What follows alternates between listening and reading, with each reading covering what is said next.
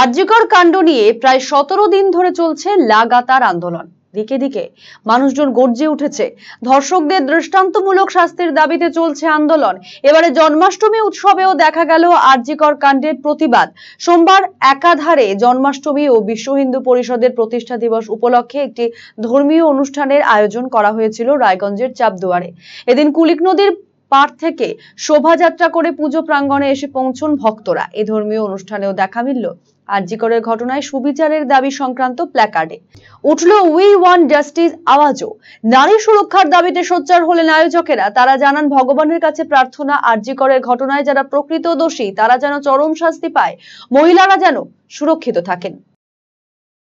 এখানে বিশ্ব হিন্দু পরিষদের তরফ থেকে এখানে আমাদের জন্মাষ্টমী উপলক্ষে পূজা করা হচ্ছে।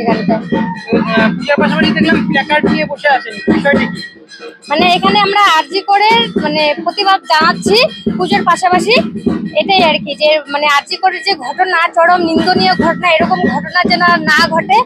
প্রত্যেক মা বোন মেয়েরা আমরা যেন সুরক্ষিত থাকতে পারি, তারই একটা প্রতিবাদ। তাছাড়াও এই যে আমরা যে এখানে পুজো করছি, ভগবানের পূজা অর্চনা হচ্ছে আজকে, সেখানে আমরা ভগবানকেও বলছি যেন যারা শাস্তি, যারা প্রকৃত অন্যায় দোষী, তারা যেন কঠোর থেকে কঠোরতম শাস্তি পায়। এটারই আমরা একটু ভগবানের কাছে আমরা করজোড়ে প্রার্থনা করছি। এটাও একটা কথা, শহরে তো নানা রকম ওরা সুযোগ পায় সব মিছিল টিছিল করার, কিন্তু আমরা তো সেরকম সেই সুযোগটা পাচ্ছি না, হয় না গ্রামের মহিলারা। তো এখানে আমরা যেহেতু একটা মিছিল আমরা বেরিয়েছিলাম, এখানে জল ভরতে গেছিলাম, তো তারই মাধ্যমে একটা এই যে এটা একটা প্রতিবাদ। এটা আমাদের বিশ্ব হিন্দু পরিষদের প্রতিষ্ঠাতা দিবস, আজকে শ্রীকৃষ্ণ জন্মাষ্টমী।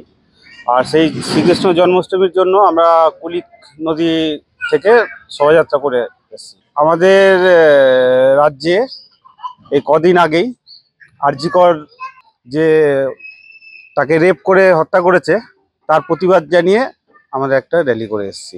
অবশ্যই, কারণ আমরা তো মানুষকে নিই, আর সারা বিশ্বকে নিয়েই আমাদের বিশ্ব হিন্দু পরিষদ। যখন বিশ্বের আমাদের মা বোনেরা ইজ্জত ঠিক থাকবে না, তাহলে আমরা কেমন করে ভালো থাকতে পারি, কেমন করে চুপ থাকতে পারি? তার জন্যই আমাদের প্রতিবাদ।